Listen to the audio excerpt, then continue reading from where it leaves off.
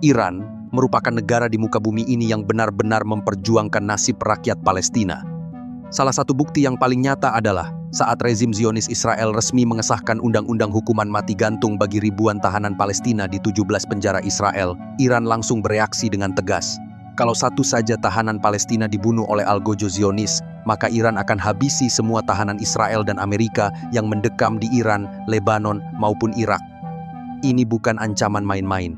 Para komandan Garda Revolusi Iran bahkan sudah memetakan lokasi-lokasi tawanan Zionis yang ditahan oleh Hizbullah, Hamas, dan kelompok perlawanan Irak. Mereka siap menjadikan nyawa tawanan musuh sebagai tebusan. Kolonel Ebrahim Zolfagari, juru bicara Markas Pusat Militer Khatam Al-Anbiya menyatakan, "Kami akan membebaskan satu pilot Amerika yang tertangkap sebagai imbalan atas pembebasan 10.000 tahanan Palestina. Jika musuh ingin pertukaran, ini adalah harga mati dari kami. Satu pilot kalian sama dengan 10.000 nyawa rakyat Palestina. Tidak ada negosiasi." Berdasarkan data terbaru hingga April 2026, jumlah tahanan Palestina yang mendekam di penjara-penjara keji Israel sudah mencapai sekitar 9.600 orang. Jumlah ini belum termasuk ribuan warga Gaza yang dilarikan ke kamp-kamp militer rahasia Israel yang sengaja tidak dimasukkan ke dalam statistik resmi, semata-mata untuk menyembunyikan kejahatan mereka. Berapa lama mereka di penjara? Tidak ada kepastian hukum karena sistem peradilan Israel hanyalah sebuah sandiwara untuk menghancurkan nyawa-nyawa tak berdosa. Sebagian besar dari mereka ditahan secara administratif, yaitu hukuman yang dapat diperpanjang tanpa batas waktu. Beberapa, seperti tahanan bernama Nail Barghouti, menghabiskan lebih dari 40 tahun hidupnya di balik jeruji besi. Rata-rata hukuman bagi tahanan Palestina yang diadili di pengadilan militer Israel mencapai 10 hingga 20 tahun. Mereka tidak memiliki pengadilan yang adil, tidak memiliki masa depan yang pasti, dan bagi sebagian besar dari mereka, satu-satunya jalan keluar dari penjara adalah dengan meninggal sebagai syahid. Itulah sebabnya Iran berdiri tegas. Jika satu saja nyawa tahanan Palestina dihabisi oleh Israel, maka nyawa setiap tahanan Zionis dan Amerika yang ada di tangan para pejuang perlawanan akan menjadi tebusannya. Berdasarkan pernyataan resmi dari pihak Iran dan laporan intelijen internasional hingga April 2026, Iran saat ini mengurung sejumlah warga negara asing, termasuk puluhan warga Amerika Serikat dan agen-agen Israel yang ketahuan menyusup. Mayoritas dari bajingan-bajingan ini dijebloskan ke penjara bernama Evin, neraka beton yang terletak di jantung Teheran yang terkenal ganas, tempat di mana tahanan politik, aktivis gadungan, dan spionase Zionis Amerika digiling habis-habisan tanpa ampun. Evin bukan penjara biasa. Ini benteng revolusi yang sudah puluhan tahun jadi mimpi buruk bagi setiap musuh Iran. Belum lagi penjara bernama Gezel Hesar yang terletak di Karaji yang lebih kejam lagi, yaitu fasilitas khusus untuk narapidana berat di mana algojo Washington dan Tel Aviv dipaksa merasakan sendiri dinginnya hukuman revolusi. Di luar perbatasan Iran, jaringan proksi yang setia pada Teheran juga tak kalah brutal. Hizbullah di Lebanon menguasai kompleks-kompleks penjara bawah tanah di pinggiran selatan Beirut, khususnya di kawasan Dahiyeh yang tak bisa disentuh satupun pesawat Zionis. Di terowongan-terowongan gelap itu, Hizbullah menyimpan tahanan-tahanan Israel dan warga asing yang diduga agen Mossad. Sementara di Irak, milisi Kataib Hizbullah dan Brigade ke-42 PMF mengoperasikan penjara-penjara gelap di distrik Sadr City Baghdad, Najaf, dan Karbala. Kolonel Ebrahim Zolfagari sudah blak-blakan memetakan semuanya. Iran punya koordinat lengkap lokasi tahanan Zionis yang ditahan Hizbullah, Hamas, dan kelompok perlawanan Irak, mulai dari lembah Bekaa di Lebanon yang jadi markas kuat Hizbullah, hingga terowongan bawah tanah Khan Yunis di Gaza, yang dulu jadi penjara hidup bagi tentara Israel sebelum perang tahun 2023 hingga 2024 menghanguskan semuanya. Iran juga masih mengklaim akses penuh ke fasilitas-fasilitas penjara di Suriah yang dikelola oleh Brigade Quds yang terletak di Zabadani dan pinggiran Damaskus, di mana keduanya merupakan zona pengaruh Iran yang masih berdiri sejak Perang Saudara Suriah hingga hari ini. Ini harga mati. Kalau Israel nekat menggantung mati satu saja tahanan Palestina, maka seluruh jaringan di penjara Evin, Dahiyeh, Sadr City, Bekaa, hingga Damaskus akan bergerak serentak. Darah dibayar darah, nyawa dibayar nyawa. Inilah Iran yang sebenarnya, bukan cuma berkoar di forum PBB, tapi langsung menggenggam leher Israel dengan tangan besi revolusi. Salah satu peristiwa paling memalukan bagi kebesaran militer Amerika adalah ketika jet tempur canggih F-15I Strike Eagle dijatuhkan sistem pertahanan udara Republik Islam Iran.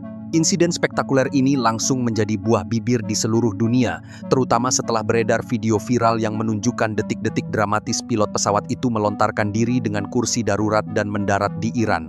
Dia diduga adalah seorang letnan kolonel, sebagai seorang perwira persenjataan yang berhasil ditemukan dan diamankan oleh warga sipil Iran di Provinsi Kogiluye. CIA, Badan Intelijen Amerika, pun segera menyebarkan informasi palsu bahwa pilot itu sudah dievakuasi melalui konvoi darat. Usut punya usut, pilot itu ternyata bersembunyi di ketinggian 2.100 meter di pegunungan Zagros selama hampir 48 jam. Jika pilot yang tersesat itu benar-benar tertangkap, maka penjara Evin di jantung Teheran akan menjadi rumah barunya. Dia akan bergabung dengan para mata-mata Zionis dan agen Amerika lainnya yang sudah mendekam di sel-sel beton itu. Kolonel Ebrahim Zolfagari menyatakan, "Kami beruntung pilot kalian selamat, karena sekarang dia akan menjadi alat tawar-menawar yang sempurna. Jika suatu saat nanti Israel benar-benar mengeksekusi tahanan Palestina, Iran sudah siap dengan puluhan pilot-pilot Amerika yang akan menjadi tumbal, baik mereka yang benar-benar tertangkap maupun yang masih berkeliaran di alam liar pegunungan Iran yang panas dan tandus." Nasib para tahanan Amerika dan antek Zionis yang meringkuk di penjara-penjara Iran saat ini sangatlah tragis. Bagaimana tidak, mereka justru menjadi korban pemboman yang dilakukan Israel dan Amerika sendiri. Agen Mossad yang dipenjara sekarang harus berlindung di sudut selnya sendiri sambil mendengar ledakan demi ledakan yang menghancurkan atap penjara. Dan dia tahu, di langit di atas sana, pilot-pilot Amerika dan Israel lah yang melakukan pemboman itu. Dia dikhianati oleh bangsanya sendiri, dan tidak ada yang lebih pahit dari itu. Laporan dari sumber intelijen ke media regional mengungkapkan bahwa sedikitnya 3 tahanan Amerika di penjara Evin mengalami luka-luka akibat reruntuhan bangunan yang dihantam bom. Salah seorang di antaranya, yang diidentifikasi dengan inisial MK, seorang mantan kontraktor militer, mengalami cedera ketika dinding selnya ambruk karena getaran ledakan yang begitu dahsyat.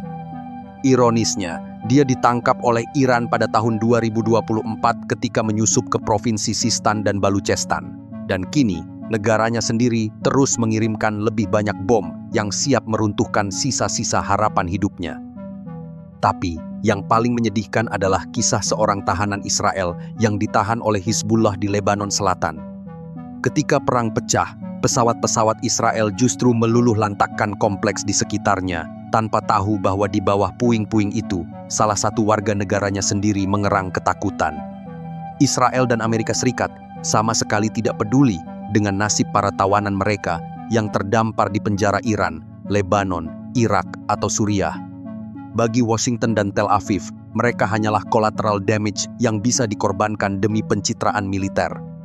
Lebih baik sebuah pesawat F-15 menjatuhkan bom presisi ke gudang amunisi Hizbullah, meskipun radius ledakannya dapat menghabisi tahanan Amerika daripada membiarkan gudang itu tetap utuh. Itulah logika bejat negeri-negeri imperialis, rela mengorbankan nyawa rakyatnya sendiri hanya demi agenda politik. Di sisi lain, Iran dengan cerdik memanfaatkan situasi ini. Komandan Garda Revolusi justru memindahkan sebagian tahanan penting ke fasilitas bawah tanah yang lebih aman, bukan karena belas kasihan, tetapi karena mereka adalah komoditas berharga. "Kami tidak akan membiarkan bom-bom Zionis membunuh tahanan yang akan kami jadikan alat tawar-menawar," kata Kolonel Ebrahim Zolfagari dalam wawancara eksklusif dengan stasiun televisi Al-Alam. Pada akhirnya, nasib para tahanan ini tergantung pada satu pertanyaan sederhana. Akankah Israel benar-benar mengeksekusi tahanan Palestina? Jika ya, maka Iran tidak akan ragu untuk menghabisi setiap tahanan Zionis dan Amerika yang ada di tangan mereka sesuai dengan ancaman Kolonel Zolfagari.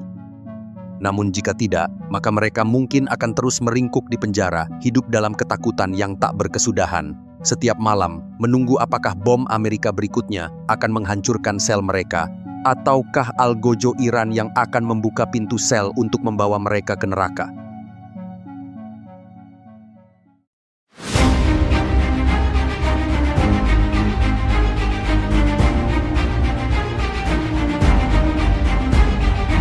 Hamas telah menjalankan pertempuran dengan keberanian yang tak tertandingi di lapangan dan dengan kecerdasan yang besar di meja perundingan. Perkataan Jaber Al-Harmi, editor surat kabar Al-Sharq yang diterbitkan oleh Qatar. Negosiasi terbaru antara Hamas dan Israel telah dimulai di Sharm el-Sheikh, Mesir.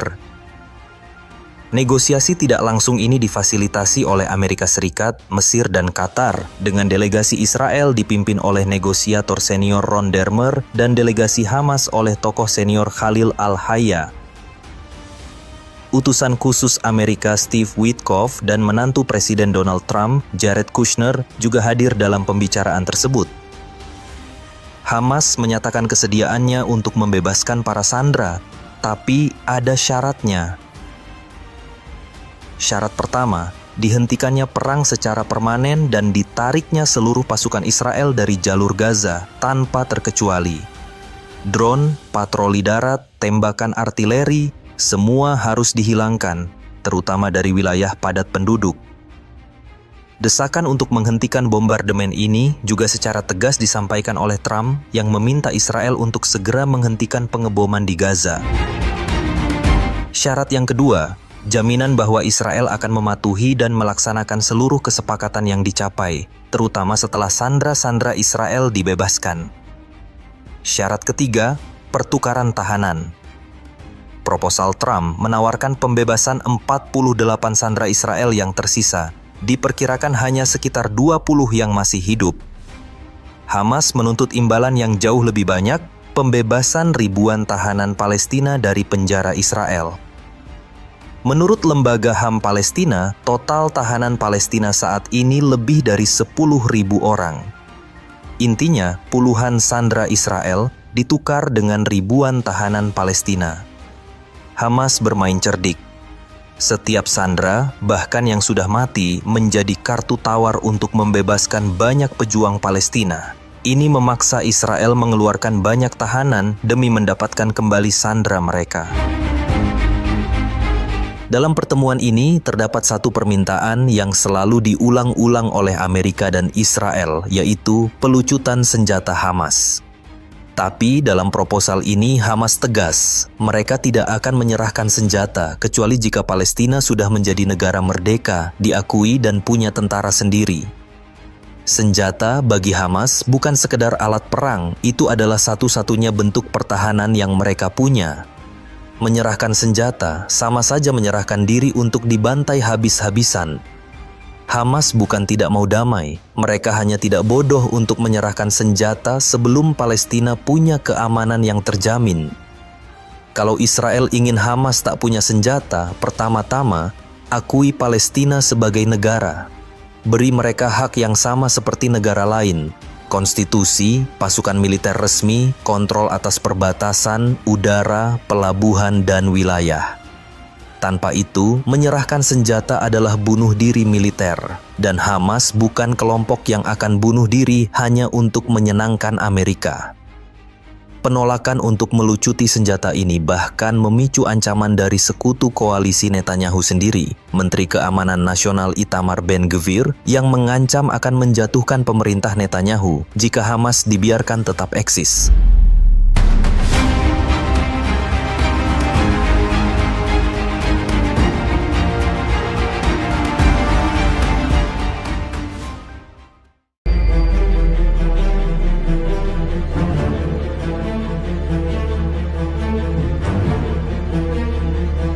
Perjanjian Jibril Deal tahun 1985, ketika 3 tentara Israel ditukar dengan 1.150 tahanan Palestina.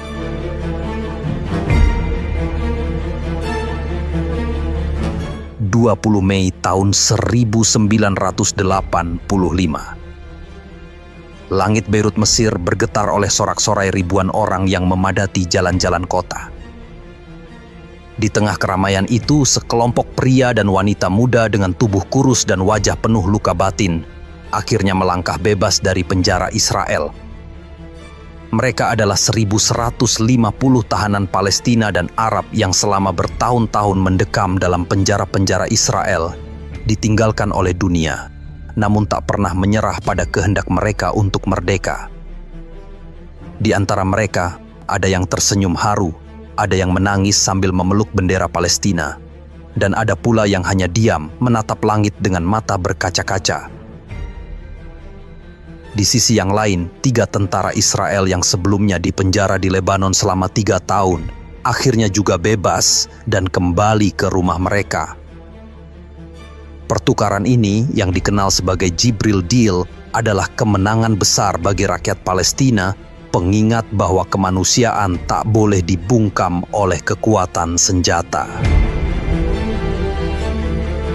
Sebelum kita sampai pada momen bersejarah itu, mari kita menyusuri jejak panjang akar peristiwanya.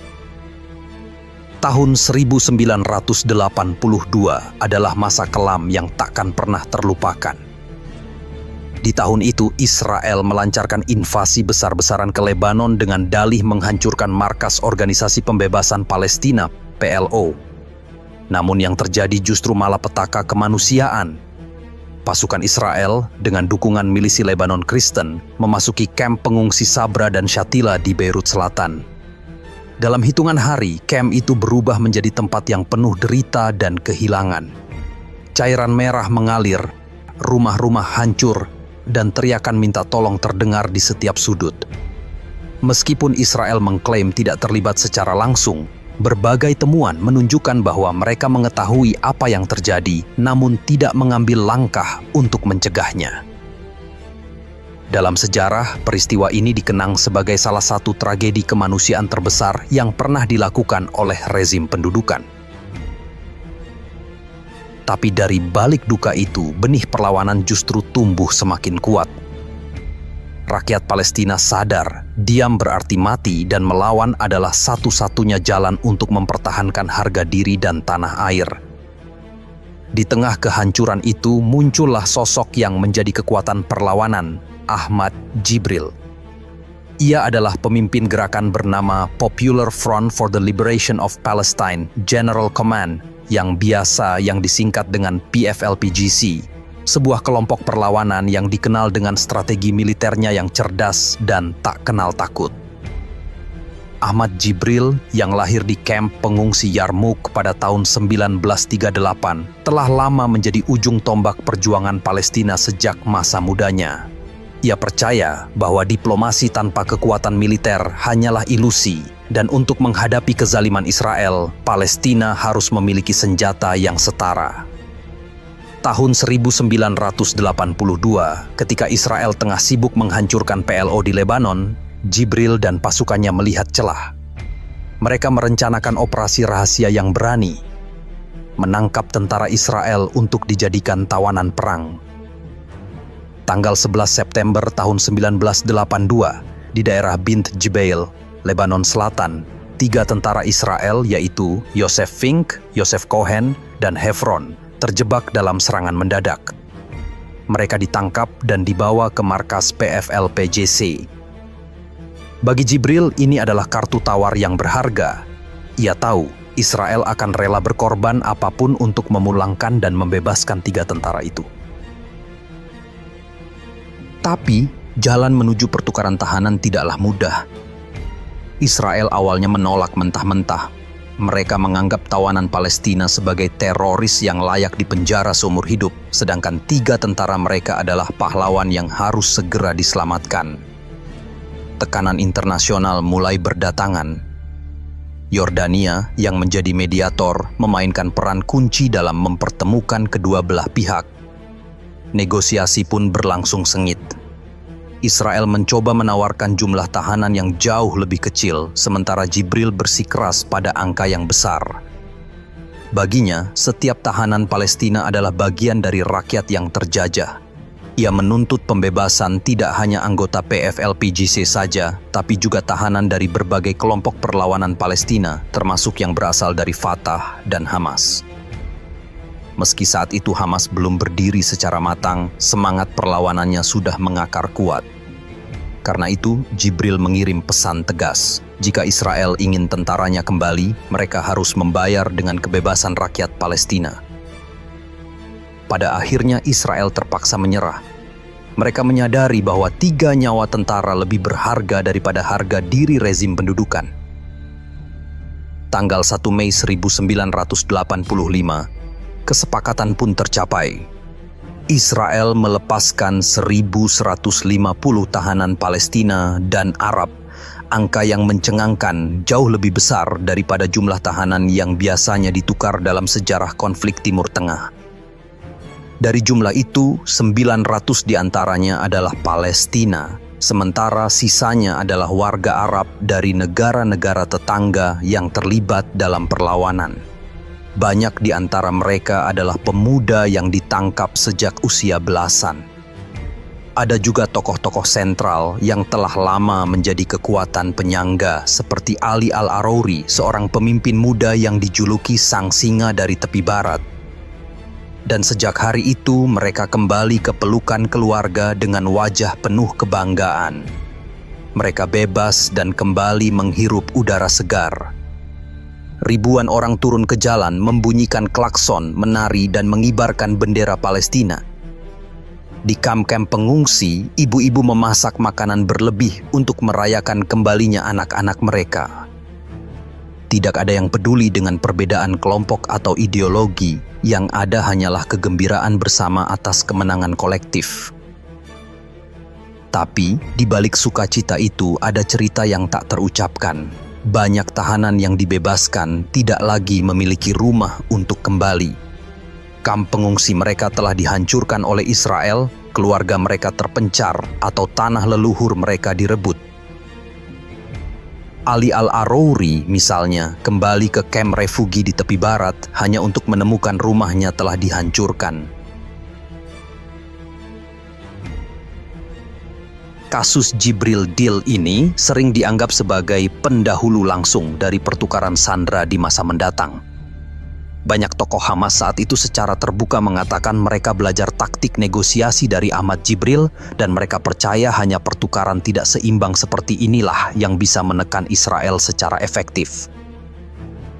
Selain itu, selama dekade antara 70 hingga 90-an, ada beberapa pertukaran tahanan yang tidak sebesar Jibril Deal, tapi polanya sama.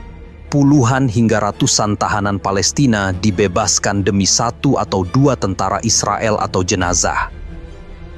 Ini sering terjadi melalui mediasi internasional seperti ICRC, negara Eropa, Mesir, Jerman. Meskipun kurang viral dan tidak banyak diketahui, kasus-kasus ini menjadi modal psikologis bagi kelompok Palestina. Menawan tentara Israel berarti leverage politik yang sangat tinggi, yang artinya kalau kelompok Palestina berhasil menangkap tentara Israel, mereka punya kartu AS untuk memaksa Israel bernegosiasi dan mendapatkan konsesi besar.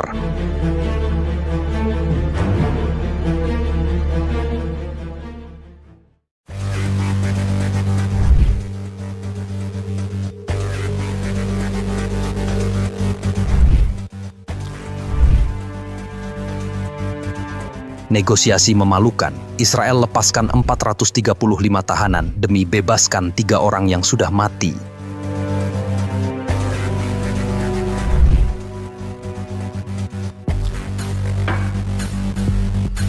(7 Oktober tahun 2000). 3 tentara Israel, Amin Saad, Adi Avitan, dan Omer Souad sedang berpatroli di perbatasan Lebanon. Ketiganya tiba-tiba disergap oleh pasukan Hizbullah.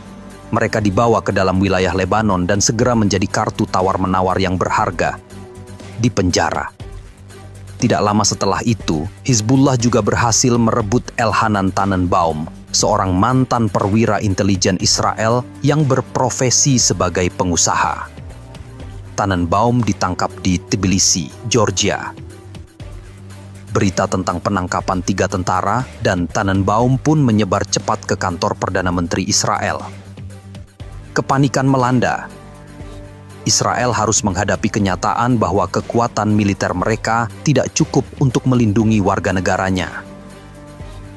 Hizbullah menegaskan satu permintaan, bebaskan dulu ratusan tahanan Palestina dan Lebanon. Israel awalnya menolak mentah-mentah permintaan Hizbullah, Mereka menuding Hizbullah sebagai kelompok teroris dan menegaskan tidak akan pernah berkompromi dengan kelompok kekerasan. Tapi waktu terus berlalu dan tekanan di dalam negeri Israel semakin besar. Keluarga para tentara yang ditangkap terus menggelar aksi di depan kantor pemerintah. Media Israel pun mulai mengkritik kebijakan pemerintah yang dianggap terlalu keras kepala. Tak berselang lama, negosiasi pun berlangsung sengit. Negara-negara seperti Jerman, Swiss berperan sebagai perantara, meski sebenarnya Iran dan Suriah juga menjadi penggerak utama di belakang keberhasilan pertukaran ini.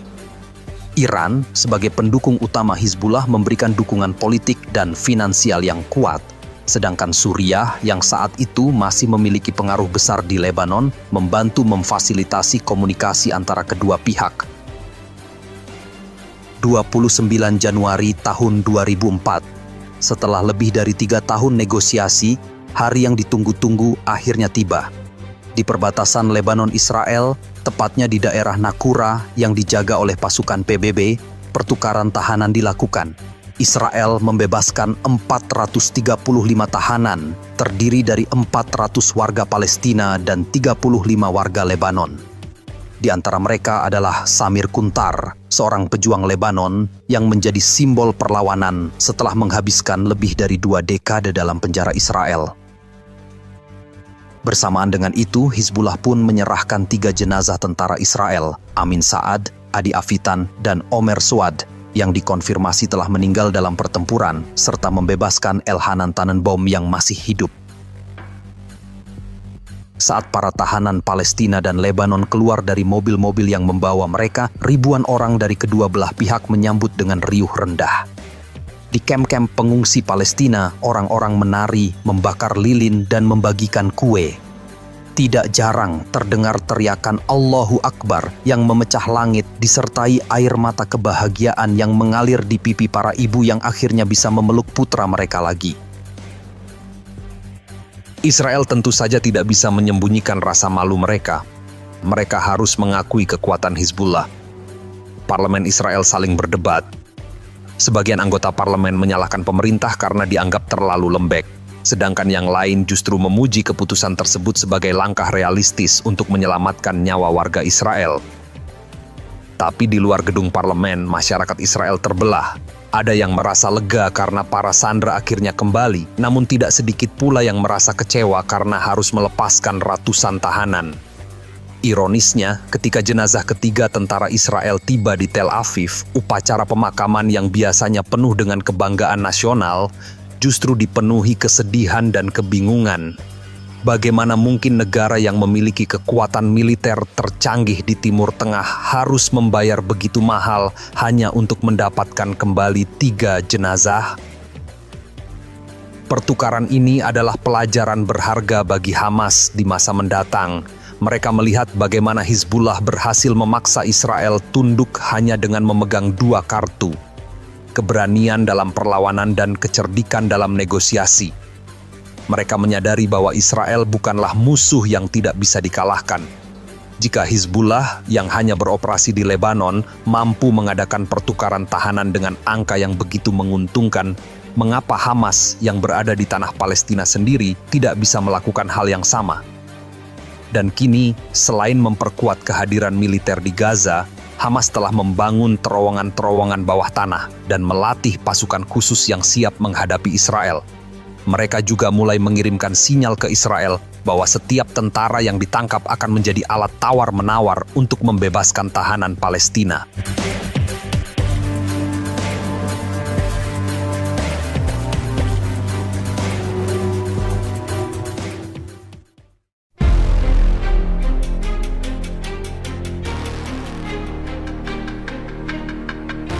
Kesepakatan bersejarah, 1 tentara Israel ditukar dengan 1027 tahanan Palestina. 25 Juni 2006. Di tengah kegelapan dini hari, suasana di perbatasan Gaza tiba-tiba berubah cerah. Sebuah operasi berani yang dirancang dengan cermat oleh para pejuang Hamas dan gerakan perlawanan Palestina lainnya mengguncang kubu militer Israel. Dengan gerakan cepat, mereka menembus pagar pembatas, menghilangkan nyawa 2 tentara Israel dan membawa pulang seorang prajurit muda bernama Gilad Shalit. Saat itu, Shalit yang baru berusia 19 tahun sedang bertugas di pos perbatasan yang rawan. Tak ada yang menyangka bahwa misi rutinnya akan menjebloskannya ke dalam penjara sebagai tahanan. Keluarga Shalit di Israel berulang kali mengajukan permohonan ke pemerintah untuk membebaskan putra mereka, tapi permintaan itu hanya dijawab dengan kebisuan. Lama tak ada kabar dari Gaza, kecuali desas-desus tentang kesehatan Shalit yang memburuk. Agar Shalit bisa bebas, Hamas menegaskan satu permintaan: bebaskan para tahanan Palestina yang tak berdaya. Israel awalnya menolak mentah-mentah, menganggap permintaan itu sebagai bentuk pemerasan. Tapi tekanan mulai terasa ketika suara internasional semakin kencang. Negosiasi tak mudah. Berbulan-bulan, bahkan bertahun-tahun, berbagai pihak berusaha menjadi perantara. Mesir, dengan posisinya yang strategis sebagai negara tetangga, menjadi jembatan utama. Di bawah kepemimpinan Hosni Mubarak yang masih berkuasa, intelijen Mesir bekerja di balik layar, berusaha menemukan titik temu antara Hamas dan Israel. Tapi Israel terus mengulur waktu, sementara Hamas tak mau mengendurkan tuntutannya. Barulah setelah Mesir diguncang Revolusi Arab Spring pada awal tahun 2011, posisi tawar Hamas semakin kuat. Pemerintah transisional Mesir yang lebih dekat dengan gerakan Islamis mulai mendukung perjuangan Palestina dengan lebih terbuka. Tidak hanya Mesir, Jerman juga turun tangan sebagai mediator netral. Dengan diplomasi yang halus, para utusan Jerman berusaha meredakan ketegangan, memastikan bahwa kesepakatan akhirnya bisa tercapai tanpa kehilangan muka bagi kedua belah pihak. Tekanan dari dalam negeri pun semakin berat. Keluarga Shalit yang sejak awal memang sangat emosi dan marah terus mendesak pemerintah untuk mengambil keputusan. Pada akhirnya, setelah 5 tahun lebih perundingan yang penuh liku, kesepakatan pun tercapai. Israel setuju membebaskan 1.027 tahanan Palestina. Di sisi yang lain, satu tahanan Israel, yaitu Gilad Shalit, akan dikembalikan ke tanah kelahirannya dalam keadaan sehat. Kesepakatan ini disetujui pada tanggal 11 Oktober tahun 2011 dengan proses pertukaran yang dilakukan secara bertahap selama beberapa pekan. Hari yang ditunggu-tunggu tiba pada tanggal 18 Oktober. Di sebuah lapangan terbuka di perbatasan Gaza Mesir, suasana penuh ketegangan dan keharuan. Shalit yang tampak kurus dan lelah setelah 5 tahun di penjara diantar oleh petugas kesehatan ke dalam mobil yang membawanya ke Israel. Di sisi lain, puluhan bus berisi tahanan Palestina yang baru dibebaskan mulai memasuki Gaza. Saat pintu bus terbuka, ribuan orang berteriak histeris, berlarian menyambut keluarga mereka. Seorang nenek berusia 70 tahun yang telah menunggu anaknya selama 23 tahun terjatuh pingsan karena gembira. Ini kemenangan kita, ini bukti bahwa keadilan akhirnya datang. Setelah pertukaran itu, kehidupan para mantan tahanan tak serta-merta pulih. Banyak yang harus beradaptasi dengan dunia yang telah berubah, bertemu keluarga yang telah menua, atau menghadapi luka fisik dan psikologis. Tapi mereka tak sendiri. Masyarakat Gaza menyambut mereka dengan hangat, menganggap mereka sebagai pahlawan yang rela berkorban untuk kebebasan bangsa.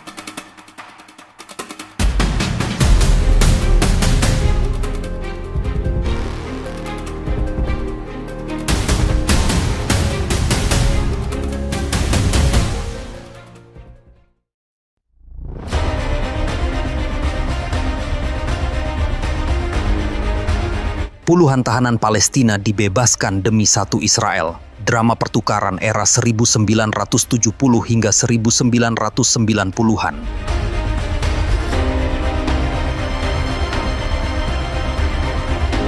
Pada era 70 hingga 90-an, Palestina dan Israel terus terlibat dalam pertukaran tahanan.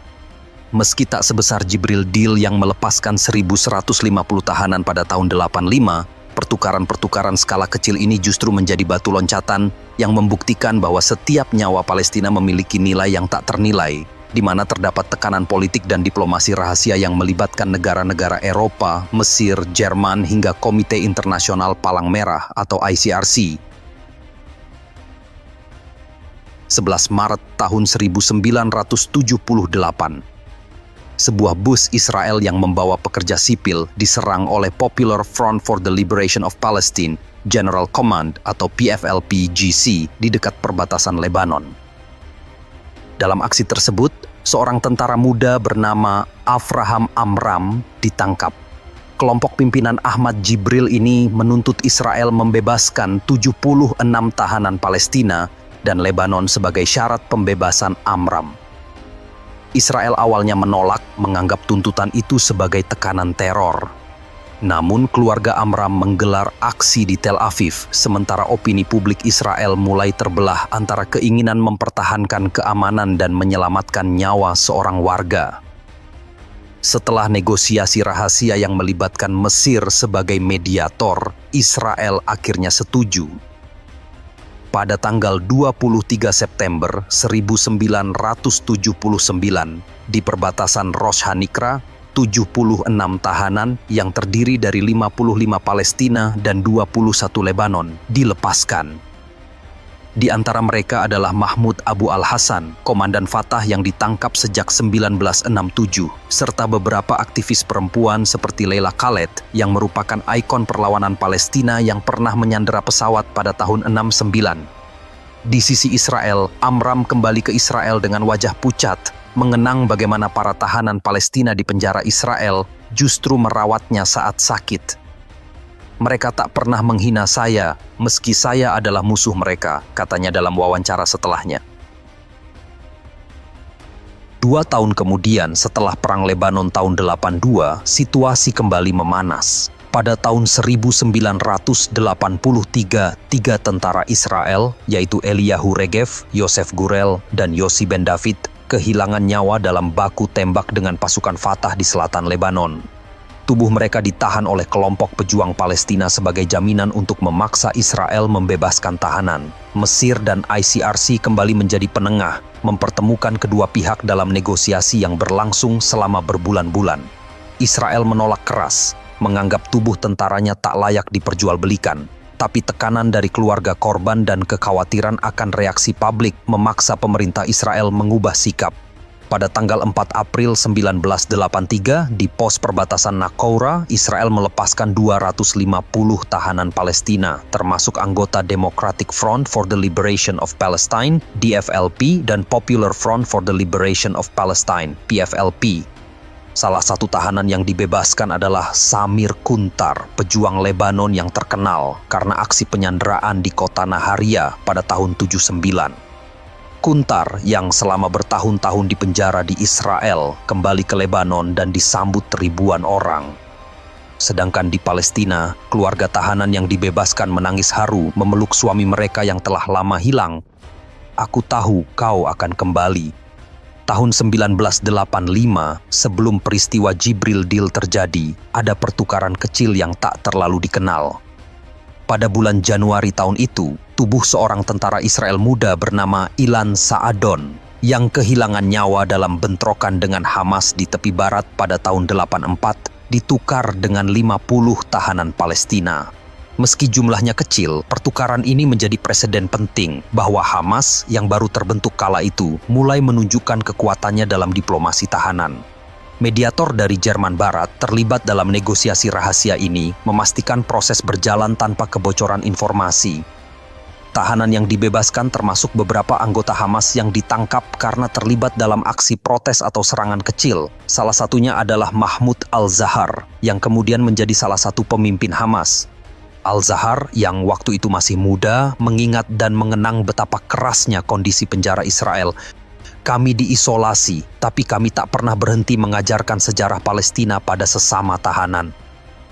Pertukaran ini mungkin tak mengguncang dunia, tapi bagi Hamas, ini adalah langkah pertama menunjukkan bahwa mereka mampu menjadi kekuatan yang harus diperhitungkan.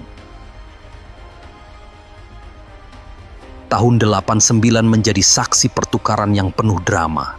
Seorang remaja Israel berusia 19 tahun, Ofer Lior, ditangkap oleh Hamas di tepi barat pada tahun 1988.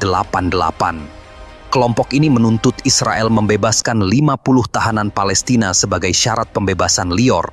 Israel menolak, menganggap Hamas sebagai organisasi teroris. Namun, setelah negosiasi rahasia yang melibatkan Jerman Barat, Israel akhirnya setuju.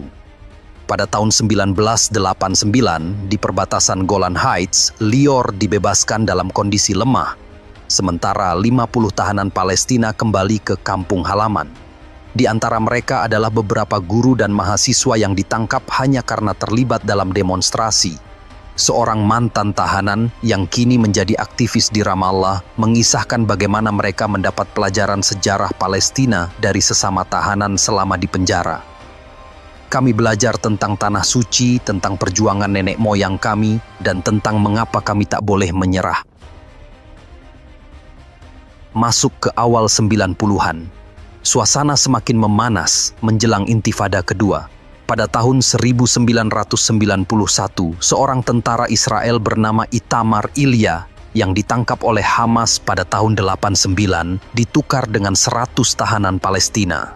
Mediasi dilakukan oleh Mesir dan ICRC dengan negosiasi berlangsung di Kairo. Tahanan yang dibebaskan termasuk beberapa anggota Hamas yang terlibat dalam aksi bentrokan di tepi barat. Salah satu yang dibebaskan adalah Abdel Aziz Rantisi, seorang pendiri Hamas yang kemudian menjadi pemimpin gerakan setelah Yasser Arafat.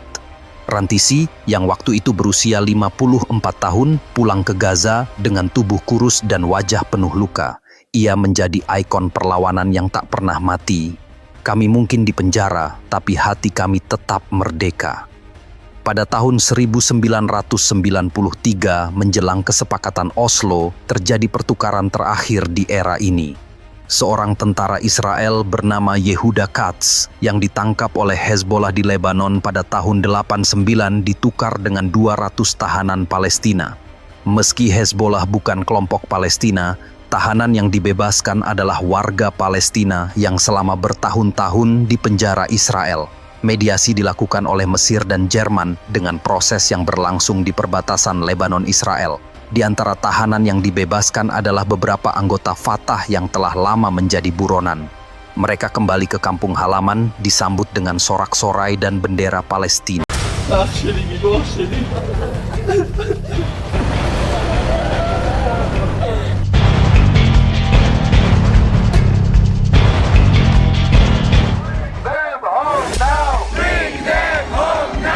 Hamas menunjukkan strategi yang matang dengan bersikukuh untuk tidak menyerahkan mayat-mayat sandera Israel. Di tengah jeritan dan tekanan dari keluarga para sandera yang terus mendesak Perdana Menteri Benjamin Netanyahu, Hamas tetap bergeming menyatakan bahwa pengembalian jenazah harus disertai dengan pemenuhan sejumlah tuntutan. Salah satunya adalah jaminan dilaksanakannya gencatan senjata secara konsisten tanpa adanya pelanggaran. Sebagaimana diketahui, Israel terus melakukan pelanggaran dengan melancarkan serangan yang menewaskan setidaknya 24 warga Palestina sejak 10 Oktober lalu. Karena itu, Hamas tak mau gegabah. Mereka memilih untuk menjadikan mayat para sandera sebagai alat diplomasi paling kuat di tengah meja perundingan yang penuh intrik dan kepentingan. Selama tidak ada komitmen nyata dari pihak Israel untuk menghentikan kekerasan dan serangan, maka tidak akan ada pengembalian jenazah. Saya dan istri saya, Sarah, memeluk kalian semua, keluarga yang berduka, sembari merangkul keluarga para sandera, mereka yang telah kembali dan yang akan kami bawa kembali. Dan kami berkomitmen untuk membawa mereka semua kembali hingga yang terakhir. Ketika Amerika mempertanyakan mengapa jenazah belum juga dikembalikan, Hamas memberikan jawaban bahwa banyak dari jenazah itu kini terkubur di bawah puing-puing reruntuhan dan terowongan yang hancur akibat serangan Israel sendiri. Sisa-sisa jenazah yang belum dikembalikan memerlukan alat khusus dan usaha yang besar untuk mengeluarkannya dari reruntuhan. Laporan The Jerusalem Post turut menguatkan klaim ini, di mana beberapa jenazah tentara Israel tertimbun di dalam jaringan terowongan yang telah runtuh.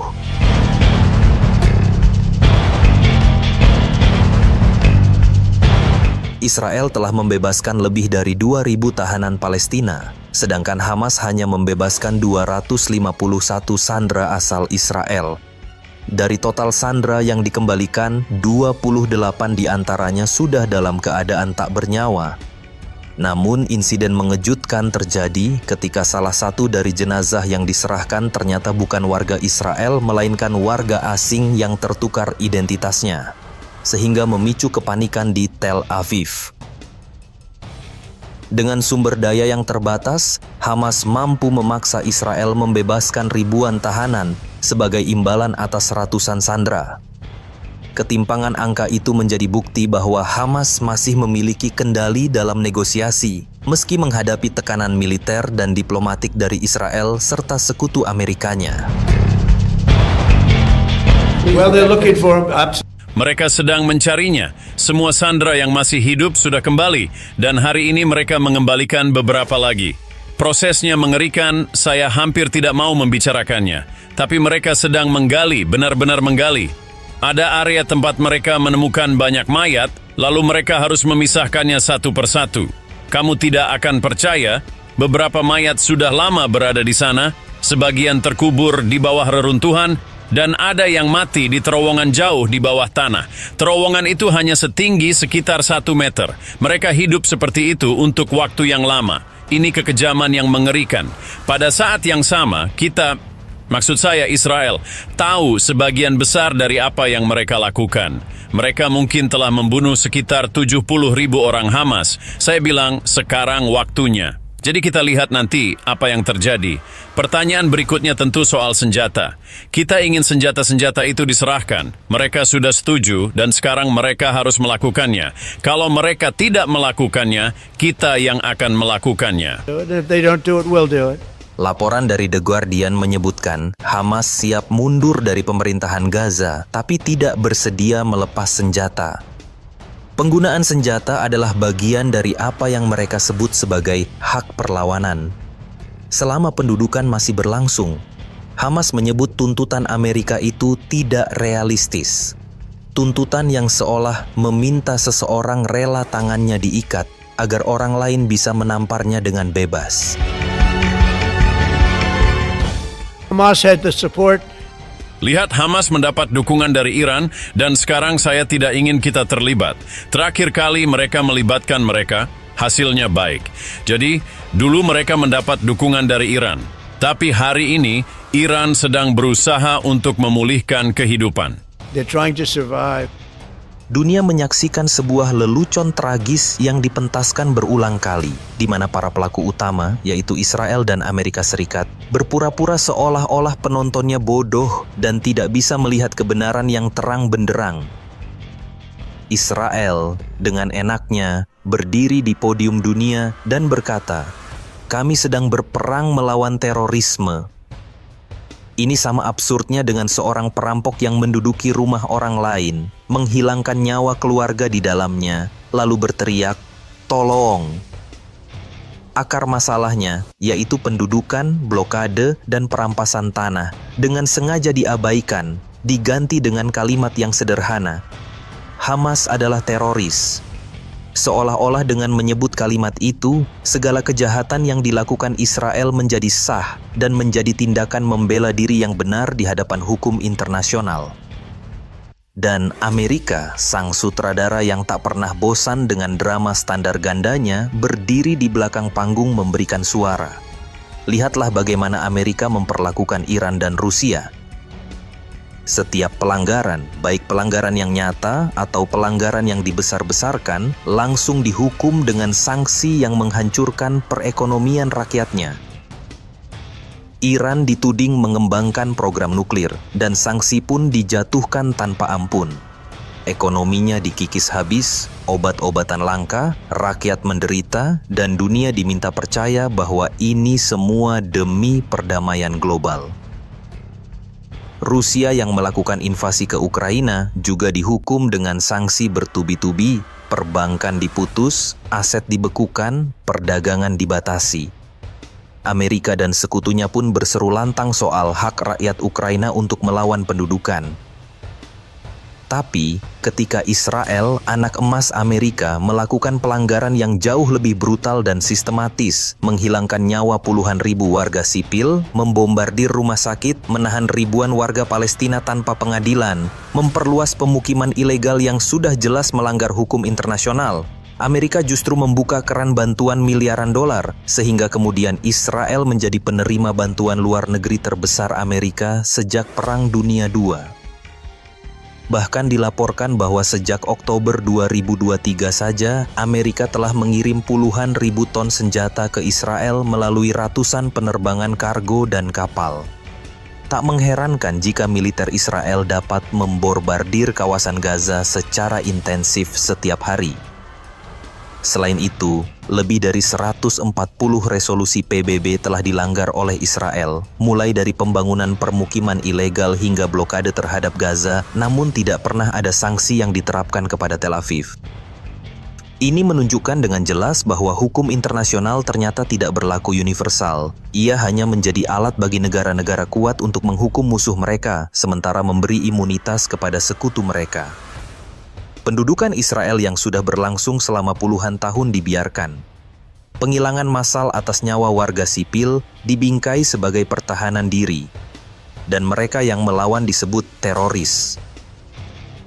Setiap roket yang diluncurkan Hamas disebut sebagai aksi teror, tetapi setiap bom canggih yang dijatuhkan dari langit Gaza oleh pesawat F-16 buatan Amerika yang menghancurkan seluruh bangunan dan keluarga di dalamnya disebut sebagai tindakan presisi untuk melindungi keamanan Israel. Keanehan ini semakin nyata ketika kita menyimak narasi yang dibangun oleh Donald Trump. Dalam setiap pernyataannya, terlihat jelas sebuah upaya untuk menyalahkan Hamas secara total, sekaligus membenarkan segala tindakan Israel. Trump dengan konsisten menyalahkan Hamas untuk segala sesuatu, sementara di saat yang sama pujiannya terhadap Perdana Menteri Israel Benjamin Netanyahu mengalir begitu saja.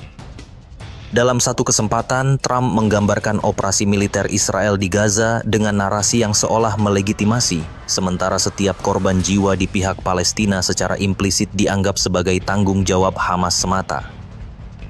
Retorika semacam ini bukanlah retorika seorang mediator yang netral, tetapi lebih mirip juru bicara salah satu pihak yang bertikai. Seorang fasilitator perdamaian yang sejati seharusnya berusaha memahami akar konflik dari semua perspektif dan menghindari bahasa yang menyudutkan satu pihak secara absolut. Pertanyaan mendasar yang kemudian muncul adalah, bagaimana mungkin sebuah kesepakatan gencatan senjata bisa disebut adil dan seimbang apabila pihak yang memfasilitasinya sudah terang-terangan memilih sisi? Sikap partisan Trump ini menimbulkan keraguan yang serius mengenai niat baik Amerika Serikat dalam proses ini. Apakah Amerika benar-benar bertindak sebagai penjaga perdamaian yang objektif, atau justru menggunakan kedok gencatan senjata untuk mengamankan agenda politik Israel yang lebih luas, yaitu melumpuhkan Hamas sebagai entitas politik dan militer secara permanen? Masalah perlucutan senjata kelompok bersenjata adalah isu yang sangat rumit dan biasanya merupakan bagian dari kesepakatan politik yang komprehensif, seringkali setelah perundingan damai yang panjang dan adanya jaminan keamanan bagi semua pihak. Memasukkan tuntutan ini ke dalam pembicaraan gencatan senjata darurat sama saja dengan mengangkat ambang batas untuk kesepakatan yang paling dasar sekalipun, dan pada akhirnya justru berpotensi menggagalkan upaya penghentian kekerasan yang menjadi tujuan awalnya.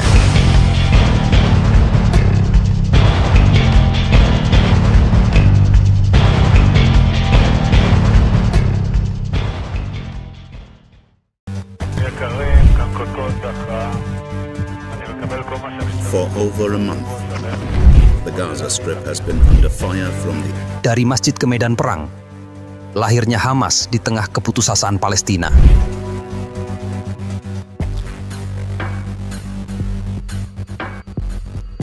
Hamas lahir dari lautan kekecewaan dan keputusasaan rakyat Palestina pada dekade 80-an ketika harapan terhadap kemerdekaan mulai memudar dan diplomasi internasional tak kunjung membuahkan hasil. Saat itu, otoritas Palestina yang diwakili oleh Organisasi Pembebasan Palestina, PLO, pimpinan Yasser Arafat, semakin dilihat terjebak dalam jalur diplomatik yang bertele-tele dan mandek, sebuah proses yang gagal menghentikan merajalelanya pemukiman ilegal Israel di tepi barat dan jalur Gaza. Dalam ruang vakum politik inilah benih-benih Hamas mulai bertunas. Akar organisasi ini sebenarnya terbentang jauh lebih dalam, berawal dari cabang Palestina dari Ikhwanul Muslimin, Muslim Brotherhood, yang aktif dalam kerja-kerja dakwah dan sosial sejak tahun 70 dan 80-an. Mereka fokus membangun masjid, klub pemuda, lembaga amal, sekolah, dan klinik kesehatan, secara halus merajut sebuah jaringan dukungan masyarakat yang merasa terabaikan oleh perjuangan sekuler PLO. Pendekatan ini bukanlah strategi militer, melainkan sebuah proyek jangka panjang untuk menyiapkan masyarakat Palestina secara kultural dan spiritual untuk sebuah perlawanan yang berlandaskan Islam. Peristiwa pemicu yang melahirkan Hamas dalam bentuknya yang kita kenal sekarang adalah Intifada. Pertama pada bulan Desember 1987, sebuah pemberontakan spontan rakyat Palestina yang meluas berupa demonstrasi, boikot ekonomi, dan pelemparan batu terhadap tentara Israel sebagai bentuk kemarahan atas pendudukan yang tak kunjung usai dan kondisi hidup yang semakin terpuruk. Melihat gelora perlawanan rakyat ini, Sheikh Ahmed Yassin, seorang tokoh spiritual dan organisatoris Ikhwanul Muslimin di Gaza, bersama segelintir koleganya, menyadari bahwa pendekatan sosial budaya saja tidak lagi memadai. Mereka membutuhkan sebuah wadah yang secara eksplisit menggabungkan semangat perlawanan bersenjata dengan identitas Islam yang kuat. Maka pada tanggal 14 Desember 1987, Hamas secara resmi dideklarasikan dengan menerbitkan sebuah piagam atau mitsak yang menjadi landasan ideologisnya. Piagam ini menegaskan bahwa tanah Palestina dari sungai hingga laut adalah wakaf Islami, tanah warisan umat Islam yang tidak dapat diserahkan sedikit pun, dan menolak segala bentuk kompromi atau pengakuan terhadap negara Israel. Inilah momen transformasi di mana sebuah gerakan sosial keagamaan mengadopsi dimensi perlawanan nasionalis yang militan, mengisi kekosongan strategi setelah kekecewaan terhadap pendekatan diplomasi PLO. Namun, penting untuk ditekankan bahwa sejak awal, Hamas tidak pernah membatasi dirinya semata-mata sebagai sebuah organisasi militer. Ia adalah sebuah fenomena yang holistik. Sayap militernya, Brigade Izzuddin Al-Qassam yang kemudian dibentuk hanyalah satu aspek dari sebuah entitas yang jauh lebih besar. Jantung dari kekuatan Hamas justru terletak pada sayap sosial dan politiknya yang terus menjalankan fungsinya. Jaringan masjid, sekolah, dan lembaga amalnya terus beroperasi, memberikan pelayanan dasar seperti pendidikan, kesehatan, dan bantuan sosial yang seringkali tidak dapat disediakan oleh otoritas setempat karena dibatasi oleh pendudukan Israel. Dengan melakukan ini, Hamas tidak hanya membangun loyalitas yang mendalam di antara warga biasa yang merasakan langsung manfaatnya, tetapi juga menciptakan sebuah negara dalam bayangan yang siap mengambil alih ketika struktur yang ada gagal. Pengabdian kepada masyarakat adalah modal politik yang paling berharga, dan ini membedakan mereka dari kelompok-kelompok bersenjata yang hanya fokus pada pertempuran. Tahun 90-an, Hamas semakin mengkristal sebagai kekuatan penentang utama terhadap proses perdamaian Oslo yang digagas oleh PLO dan Israel. Bagi Hamas, perjanjian Oslo 1993 adalah pengkhianatan besar. Mereka melihatnya sebagai bentuk kapitulasi PLO yang melegitimasi pendudukan Israel dengan iming-iming otonomi terbatas yang kosong. Puncak dari evolusi politik Hamas terjadi pada pergantian milenium. Setelah kematian Yasser Arafat dan kegagalan Intifada kedua yang dipimpin oleh Fatah, opini publik Palestina bergeser drastis. Kekecewaan terhadap Fatah dan otoritas Palestina memuncak, sementara reputasi Hamas sebagai gerakan yang bersih, disiplin, dan dedikatif justru semakin kuat. Inilah yang membawa mereka pada kemenangan bersejarah dalam pemilu legislatif Palestina tahun 2006. Kemenangan elektoral ini adalah bukti tak terbantahkan bahwa Hamas jauh lebih dari sekadar kelompok militer. Ia adalah sebuah gerakan politik massal dengan basis dukungan yang luas yang berhasil memenangkan kepercayaan rakyat melalui kombinasi antara rekam jejak perlawanan dan pelayanan sosial yang nyata. Kemenangan ini bukanlah sebuah kecelakaan sejarah, melainkan kulminasi dari puluhan tahun kerja organisasi di akar rumput, membangun kepercayaan sektor demi sektor masyarakat Palestina yang telah muak dengan korupsi dan kegagalan Fatah, serta frustasi dengan blokade dan pendudukan Israel yang tak kunjung usai. Dengan demikian, melabeli Hamas semata-mata sebagai organisasi teroris adalah simplifikasi yang berbahaya dan mengaburkan pemahaman sejarah yang sebenarnya. Hamas adalah anak kandung dari intifada, produk dari keputusasaan sebuah bangsa yang melihat tanahnya dirampas sedikit demi sedikit sementara harapan untuk merdeka melalui jalur perundingan semakin pudar. Ia adalah cermin dari kegagalan politik Israel dan komunitas internasional dalam menangani akar konflik, yaitu pendudukan. Dari rahim penindasan puluhan tahunlah, sebuah gerakan yang menggabungkan kekuatan sosial, politik, dan militer seperti Hamas lahir dan berkembang, bukan sebagai entitas yang muncul tiba-tiba, tetapi sebagai konsekuensi yang logis dan tak terelakkan dari sebuah perlawanan terhadap kolonialisme dan apartheid. Memahami sejarah panjang ini adalah prasyarat untuk memahami dinamika konflik Palestina-Israel hari ini.